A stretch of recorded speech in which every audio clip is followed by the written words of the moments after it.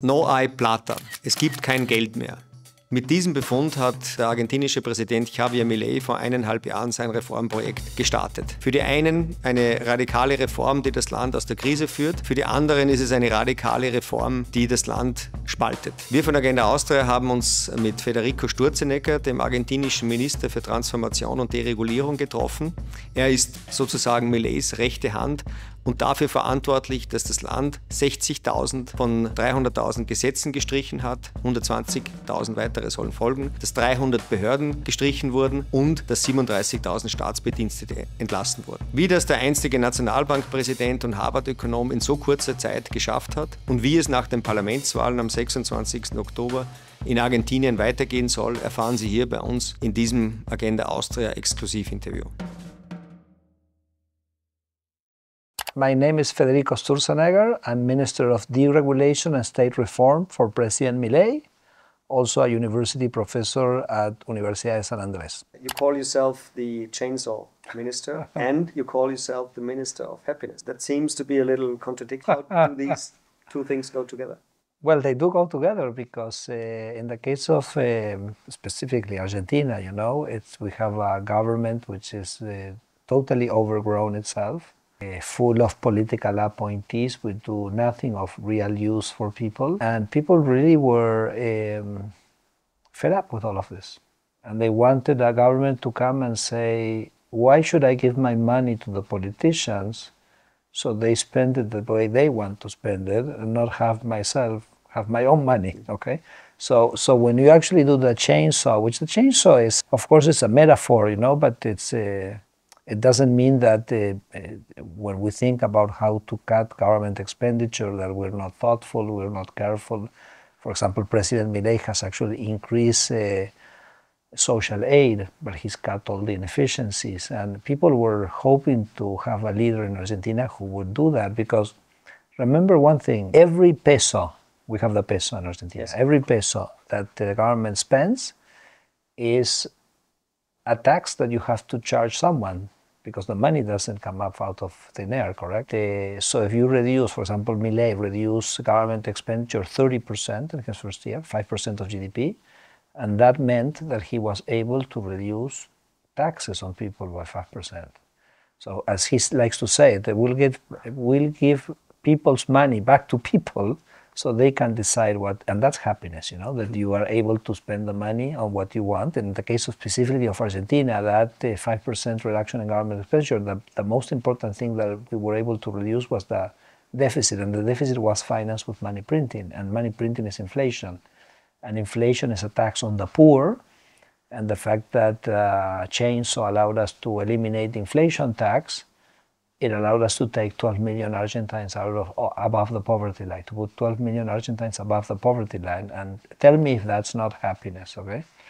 And then there's another dimension, just to finish, of my job, which is deregulation. Deregulation is pure happiness because when you regulate an activity, you ask them, you know, to send paperwork to the government, most of the time useful, be part of registries, comply with things that people don't understand why they're there, and allowing people to get rid of all those obligations is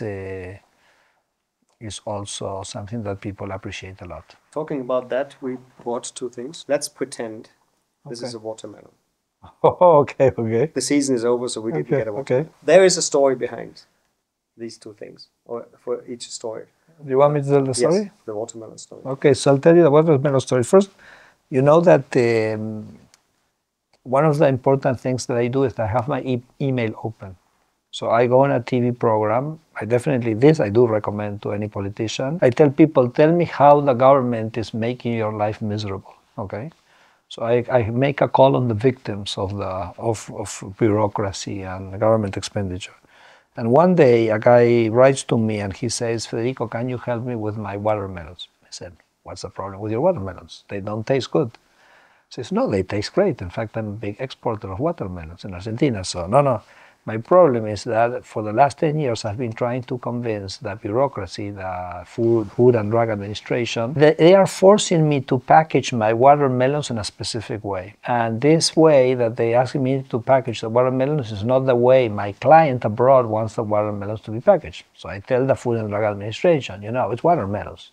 So allow me to package the watermelons the way I want. It's not, as I say, it's not plutonium, it's not radioactive material, it's not biological hazards, it's a watermelon. And I said, for 10 years I've been trying to do this, I haven't been able to do it. I was reading this and I was kind of totally surprised, no? And I didn't know about all this. So look, the thing I do is I pack the watermelons the way the government asked me to pack the watermelons, which is not the way my client wants me to package the watermelons. I put them on the boat, and then I let the boat leave the port. Now, once I leave the port, I've left Argentina, okay? So I sent some guys with a little boat to get on the big boat, and they go to the watermelons, they break the packages, and then they put the packages that my client wanted. And I remember that when I was, I don't remember if I was laughing or crying, okay, when I read this, but I was with part of my team, and I turned around and I said, look at what this guy is telling me, and guys, this has to be true, because it's impossible to imagine such a level of absurdity, okay? So even unless you're kind of a fantasy novelist. So I started researching the issue, and then I realized that actually it was much worse than what this person was telling me, because every fruit had its, the government was telling you how to package. Rules from the 1980s, so you can imagine what packaging was back in the 1980s. Also the tremendous surprises. No one in the government for the last 40 years, no one thought, no one saw it, no one thought, nobody cared. Okay, so I saw everybody was with this, every fruit had its packages, but it was even worse than that. For example, according to the rules, you could not start harvesting if a government official didn't give you the go, okay?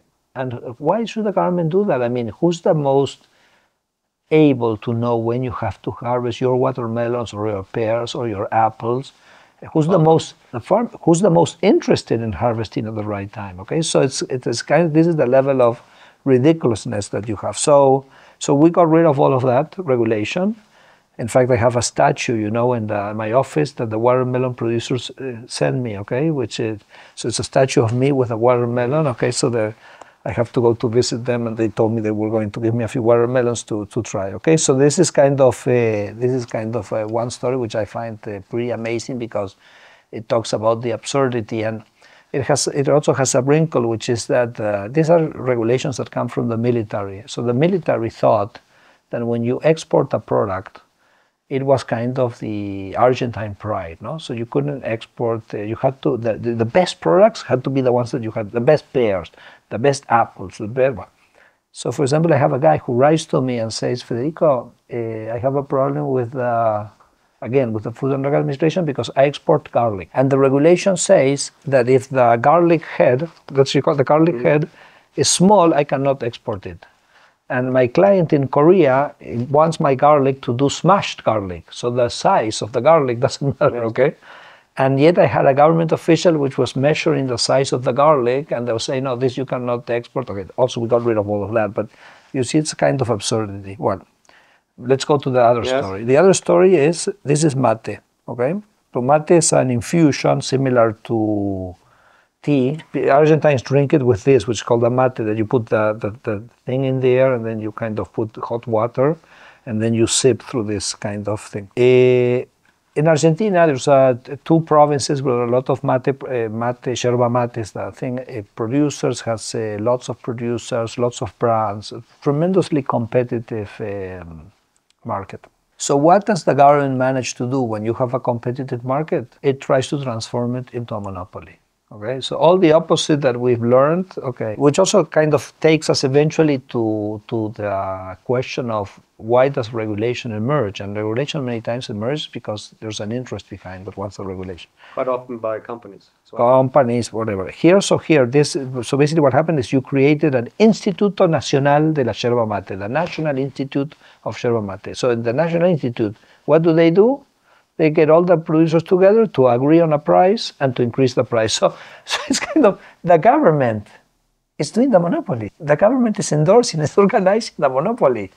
We have antitrust, which is to try not to have a monopoly. No, here the government creates the monopoly. So what President Milei did in his first executive decree was to undo all these regulations. So we basically stripped from the institute the ability to fix prices. Okay, so it could stay for some quality certifications, etc., but not that. So what happened is that the price of yerba mate fell, and that created some unrest or some protest in the area where this was produced. And I think this kind of takes us, I don't know, my preferred economist, which is called Mann. Olson had this book called The Logic of Collective Action, and he said that public policy was so difficult because many times the beneficiaries of a policy are concentrated, but the people that pay the cost are dilute. So all 47 million 10 million families in Argentina, 40 million people, were paying a bit more but it was kind of the main item in their budget, even though people consume this a lot in Argentina. So you don't kind of mobilize in favor of the protection in the same way that the producers, which I told you there were a lot of producers, but still not 10 million producers, correct? It's much more concentrated. They managed to kind of lobby for this. So I think this tension between regulation emerging as the result of lobby by concentrated groups in detriment of the large population is a constant, okay? And it explains why many times regulation is a bad, not a good. But what I think is perhaps most interesting is that we upheld this policy, we allowed the price to fall. And I say, where did you get this? In the supermarket? Yes. So we say, what did I say to the industry? I said to the industry, look, you sell this product to 96% of Argentinian families. How many families in Austria you send this product to?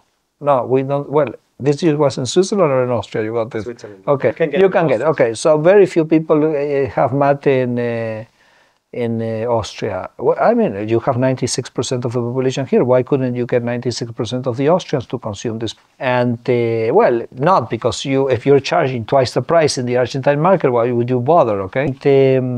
So the domestic price came down, and I think that the very exciting news is that exports of mate are record. Because now the producers kind of got involved. They say, Lord, this has to conquer the market. Part of this is kind of doing this, which is a different way of selling the mate, which is like a beverage. And you know, the mate producers also have two big advantages, which is that Leo Messi, yes, which of course all the time. You know, he drinks it all the time. And the same thing, I don't know how big are Austrians into F1 racing, but now we have a racer which is Franco Colapinto. And he's all the time also with the mate. So the mate industry has good advertisement in the world. Okay?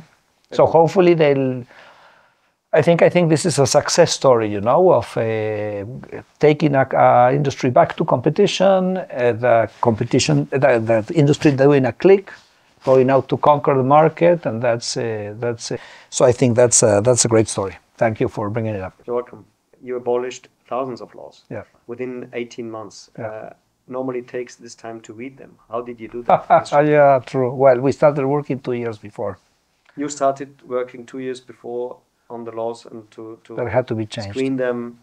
Yeah, because I said, why does Argentina fail so much? And then I came to the conclusion that the failure comes because Argentina is a status quo society. There are interests, and the interests kind of get their privilege. Well, if you read, for example, Acemoglu and Robinson, Why Nations Fail, this is kind of the basic assumption that they make, which is that when somehow a society creates richness, then there are some people who try to grab this richness, and then they build an institutional to fence off any potential competition and to preserve those privileges. Basically, this is a problem in Argentina. There's a structure of interest which is very ingrained, it's very solid, and it's so solid because it had built a legal architecture. So the status quo is kind of protected and preserved by the legal. So I said, if we're going to ever change this country, we have to blast to pieces this legal architecture. When you blast this structure, you're going against very ingrained interest. You also have to do it kind of a little bit like a surprise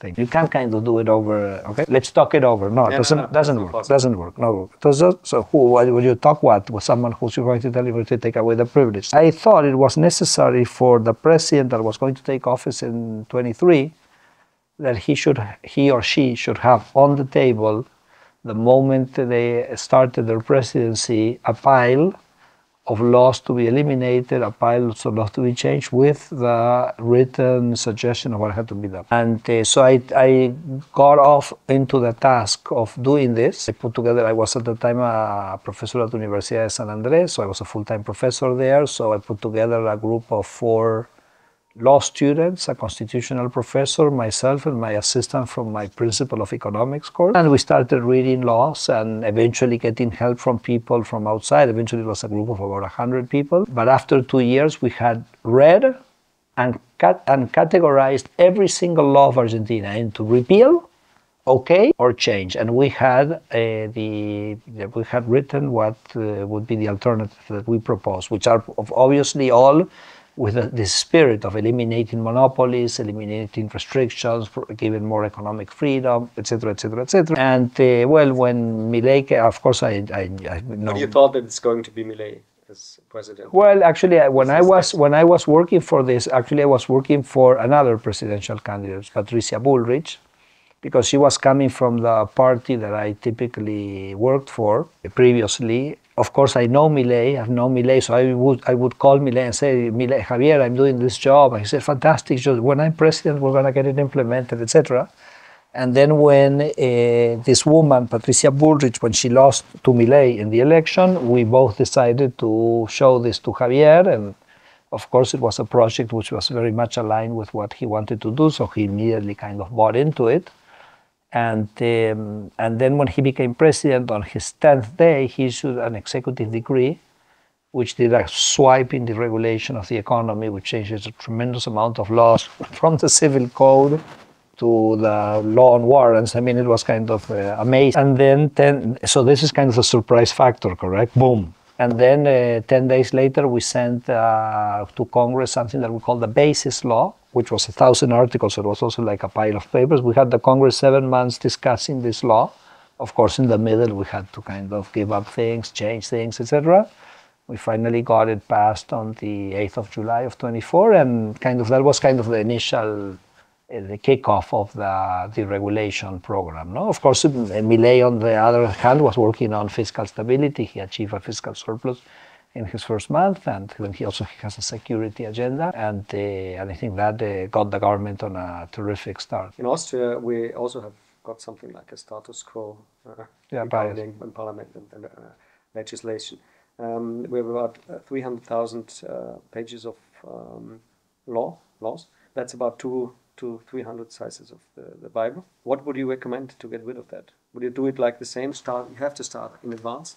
You have to do a big bang, because otherwise it's very difficult to get rid of these laws, because there are always interests behind them. I think we were lucky also because Javier is someone who shares these ideas of freedom, shares the idea of having a small government, that he thinks, we think regulation is very much always a source for corruption. So we believe in the individual spirit, and that people are in the market to serve the others, not to cheat on the others. So first of all, eventually you need a leader which is very, very, very much into this idea. Well, I think every day is a good day to start analyzing this. I think doing a project like the whole thing gives you kind of the overall view, no? You kind of understand the logic of the system. I think it's useful to have this holistic and universal approach, or some people say encyclopedic approach to looking at the law. So I think it is useful, and I think it has worked for us. I think the interesting thing is that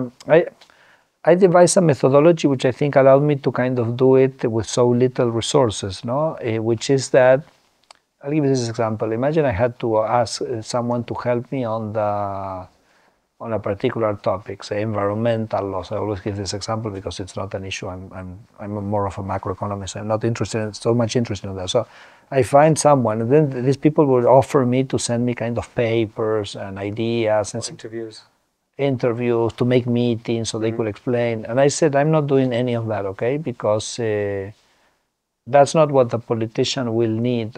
I mean, the politician doesn't need a diagnostics, okay? We already know, in the case of Argentina, we already know what the diagnosis is. Nothing works, so. I mean, I don't need a diagnosis of what I know. What I need is a paper, and the paper tells me this is what you have to change. This is the law you have to change, these are the articles you have to delete. And so my methodology was that I only accepted from the people who wanted to help us edited versions of the law. Edited versions of the law. And so it was interesting because some people were very eager to entertain a conversation or to give us general diagnostics, but they were not that eager to sit down and kind of do the nitty-gritty of rewriting the law, which requires a different level of specificity, a different level of knowledge. So, but I only focused on what I needed to get my product, the product that the politician needed. And I think that was very successful because it allowed me kind of to weed the people who were going to help me, that could help me or not, without investing so much time in sorting that out. And that was very efficient for us. And that is kind of what allowed us to get the job done in this time frame. So you called a guy that you knew who was a specialist in environmental law, and he told you what has to be done or what has to be changed. How did he help you? Well, so I tell you, you want to help me? Well, take the laws that you think that have to be changed, put them in a Word file, click the bottom, track changes, and tell me what changes you would do. And then I can analyze that, okay? That's the only thing I need, because that's the paper I have to put on the table for the president to sign or to send to Congress or whatever. Don't waste time with meetings, don't waste blah, blah, seminar, no, nothing of that, okay? Let's go to what the action. No? You can have all this discussion, philosophical discussion about what to do here or that, and then let's take it to the paper. And when you take it to the paper, to the specifics of the paper, this debate is much more crisp. It's much clearer. We know what we are discussing about. And also that kind of makes the discussion much easier and much more effective. You mentioned President Milei a couple of times already. Yeah. How would you describe the pillars of his reforms? What are the most important things for him? He has an agenda on security issues, on which he's been very successful. He has an agenda on international relations, which is a strong alignment with the US and Israel. But let's talk about the economic part. I would say he has two big pillars. He has the pillar of fiscal balance. He believes that Argentina is in the catastrophic situation that it is, or that he inherited because of years and years and years and years of fiscal responsibility. So he said Argentina is going to have a fiscal surplus. And that surplus is going to be attained not increasing taxes. It's going to be attained reducing government expenditures, because we think there's a lot of waste. So we want a leaner state and a cheaper state, which means less taxes for people. And I have to confess that we are both, well, me and myself, with Javier and his team, we have a tremendous distrust for a lot of the things the government does. We think that there are a lot of very nice intentions that politicians say to propose government expenditure, but the truth is differs very strongly from that. And at the end of the day, you're creating a lot of government expenditure with very little social value, and that has to be kind of undermined. Let me just do a small clarification that the national government in Argentina doesn't provide education, doesn't provide health. Those are the federal level, to the provincial level. So we're talking of a structure which is kind of more the regulatory, the framework of the economy. We think that has to be a very thin, no, it has to, not like this, it has to be like an apple. It has to be the peel of the apple that is kind of very thin, okay? So we believe in that. So that's kind of the first thing. And as I said, he was very bold in that. He reduced government expenditure 30% in 1 month, 5% of GDP. The economy expanded 6% because you stop spending in this kind of useless stuff. That allows you to reduce taxes for people in the same amount. People start spending on useful stuff, okay? So that basically kind of stimulates the economy. The economy grew 6%. But how did you see who is useful and who is not useful? Well, I mean, because for me, useless is the politician is telling me, give you your money and I'll tell you how to spend it. And what does it do? He gives it to his friends, okay? And what does Milei say is, no, don't give me your money. You spend your money, okay? So I think it's more useful for people to spend the money in restaurants, in food, in traveling, and education, and clothing, whatever. So that's what I meant by having the spending more, less government expenditure, more private spending. So he's been very successful in doing that. And as I said before, I think I already mentioned it, that the biggest tax that we reduced was the inflation tax, and because it's a tax on the poor, allowed us to lift 12 million people above the poverty line. And then the other pillar is deregulation, which I call it deregulation, he calls it economic freedom. He says, I want Argentina to be the freest country in the world, which is also kind of a belief in the trust that we already said this, but that people allowed freely to operate in the market are there to serve the rest. You know, it's obviously the invisible hand idea of Adam Smith. Cutting public expenditure, government expenditure by 30%.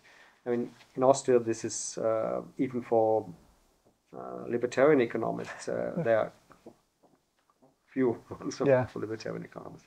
But they would say this is too much in too short time. Our public expenditure is about 56% of GDP now. We had 49 before Corona crisis, which was high already. But then when you say now we have to cut public expenditure, we would fall into a deeper recession. We are in a recession for 3 years now. Why? I totally disagree with that because as I said before, when you reduce government expenditure, the money was coming from somewhere. So when you reduce the expenditure, that means that you're not going that money that you had to take from someone, you're not taking it anymore. So that means they keep the money and then they spend it. So I don't think there's absolutely any effect of the fiscal adjustment on overall aggregate demand or the economy, okay? I think, actually, let me say something. For me, the adjustment for the people is the large government expenditure, because the large government expenditure means you have to tax people a lot to pay for that government expenditure. So bringing down government expenditure is an adjustment for the politicians, for the government, but not for the people. For the people, it's the opposite. So I think we need to have that very, very clear, and that's the reason why, for example, today, if you do a poll in Argentina and you ask people what are the good things about the government, the first word that comes up is chainsaw.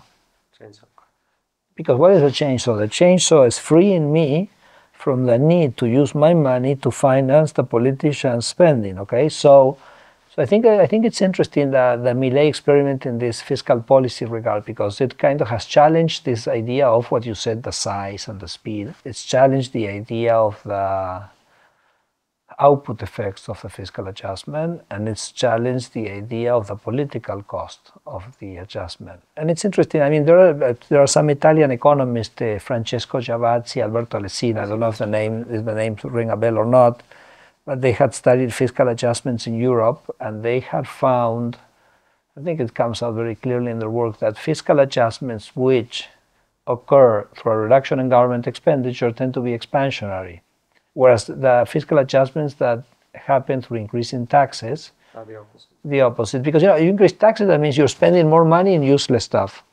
You reduce government expenditure, you move money. I mean, I told you clothes, etc., but you build a house, you buy machinery. But so for us, when Javier was thinking about these issues, we always said, I mean, this is not going to be a problem for the economy, the fiscal adjustment. On the contrary, but that was a little bit against conventional wisdom, no? Not to speak about the idea saying, oh, we'll do the chainsaw and that's a political plus. Well, he was doing the campaign with the chainsaw, so certainly people wanted that. That was pretty evident itself, but then you could have thought that when you implemented it would be different, but no, that's not different, because people are ecstatic that they don't have to pay these taxes. Of course, I mean, we should not overplay the thing. I mean, for example, we've been kind of pushing very strong this idea. We've lifted 12 million people off the poverty line. But people say, yeah, okay, fine, but I'm still poor. I'm poor. My life still is miserable. So I think we have to realize that I say the direction is the good one, but Argentina has slid back for many, many years, and it's going to take a lot of time for things really, for people to really feel a significant difference. But we're convinced we're on the right path. As you said, Argentina had a lot of setbacks, but there were always small windows of reforms, yes, but they never stuck. Why do you think that these reforms are going to stay? Well, I mean, there's no guarantees in life of anything, okay? So we have to be sure about that. But I think I told you about the status quo society. So this status quo society fights for its survival. When you think about, let's think about the regulation for a second. I think you can think of the regulation as having two layers. The first layer is what myself as an economist would think the purpose of deregulation, for example, oh, I want to have more competition, oh, I want to have more flexibility in the labor market, no? This would be the traditional thing that an economist would say.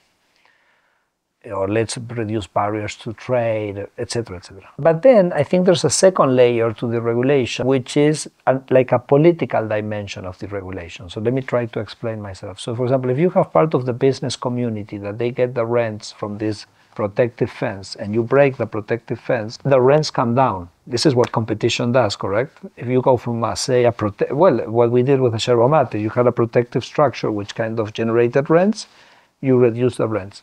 When you reduce the rents, you reduce the firing power of those, say, chronic capitalism, or give it a status quo or establishment, you name it, whatever you want, okay? And so actually the deregulation has a good thing on because it generates competition, and we know that that generates efficiency, but also dilutes the power of what I would call the blocking agents. Am I making myself more or less clear? So I think we understand that we need to somehow weaken the economic power of those blocking agents. And if you do that, then you have higher chance of persistence of this reform process. No? So I think that's the diagnosis, and I think that the regulation, which we've pursued with speed and depth that no one else has done, I think that is in itself one of the reasons why we believe the reform process will persist over time. And you had the chance to govern by decree for a year. This ended in July. Yeah. How does that? What is the impact on? Yeah. Well, let's explain to people who have not been. I mean, when we got this law approved in July, it had one article which basically does something that the Constitution allows, which is that for a specific time and for a specific matter, Congress can tell the executive, I delegate on you the possibility of legislating on certain matters. Okay? So, for example, when we were discussing the law, I asked Congress for a delegation for deregulation, which they did not grant. So they gave me a delegation for state reform, which is, I can merge parts of government or close parts of governments, etc. So if you look my Twitter, because, every morning when you wake up, I set up a Twitter with a kind of the deregulation of the day, because our pipeline is very large, so kind of every day something is coming out. If you look at my Twitter, you're going to see that around 50% of the things we did had to do with this delegation Congress gave us. So the bulk of because the delegation is on legal matters, but below the laws, you have a whole world of decrees, regulations, etc. And all that is a prerogative of the executive itself. So most of my work is done on this dimension, not on the law dimension. I remember, the president told me, is 1 year enough? Yes, I said 1 year is enough. I mean, if we don't do it in 1 year, let's go home. I mean, so we took the year, we did what we had to do with that delegation in that year, and then we moved next, which is to this lower level layer of legislation, which is what we're working on. Financial Times for a long time praised your reform agenda. Now they're a bit worried, first of all, by this setback at the regional elections, and second, by the alleged corruption scandal about Milei's sister. How do you see that? Well, I mean, let's say the provincial elections, we won most of them. So we did poorly in one.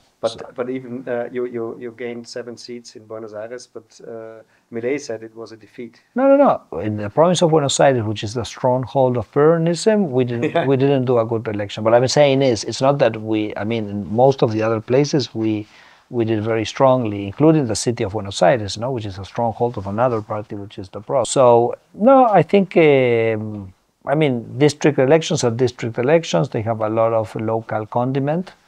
The midterm election is in October 26, so I definitely think that once you take the whole country as a whole, and we're going to do inclusive better in the province of Buenos Aires, so we're very optimistic. And the other thing which is interesting to note is that, for example, in the Chamber of Representatives, we are replacing half of the chamber, and we're replacing the representatives that were elected 4 years ago. And 4 years ago, we had only 2 representatives, so we're not kind of risky almost anything in this election, so we're going to have a huge increase in our parliamentary representation in all scenarios. So I think that is kind of going to give us further strength to pursue the reforms. I mean, the opposition is desperate, you know, it's desperate to, they realize that Milei is the first real challenge to this system.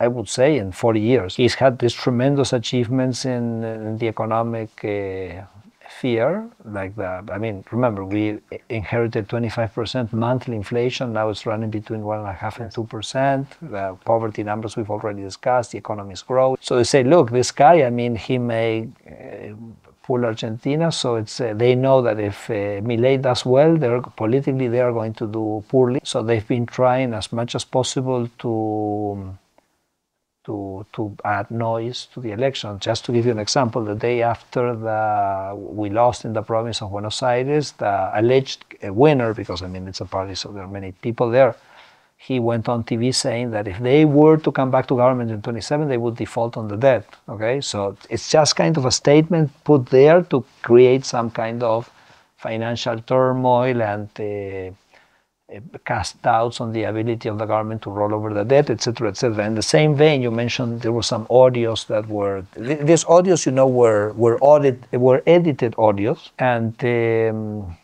what the government has decided to do is to send all the evidence to justice, so the justice can investigate. We're totally relaxed. We think it's a totally made-up thing.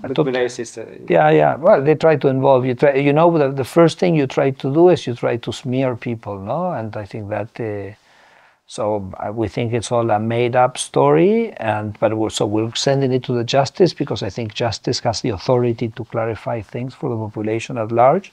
But let me remind you something. For example, in the Macri administration, there was a so that you realize that the opposition and the Peronist party tend to do this kind of thing. For example, in the Macri administration, there was a manifestation in Patagonia, and then kind of the manifestation gets dispersed, and then one guy leaving the manifestation drowns in a river. So this guy kind of disappeared. Nobody knew where this person was, nobody could find it. So they start trying to say that, well, the Macri administration had kidnapped this guy, that they had tortured this guy, that they started and they kind of saying that every day someone came with some evidence, etc., and it was all made up. Like a few months later, kind of the body kind of emerged in the river, the guy had drowned in the river, and so I think it's part of their tactics. But at the end of the day, I think we need to keep focused on the job. We believe in what we're doing. I think the results, of course, to change a country is going to take many years, but I think there are a lot of tangible results for people to see already today.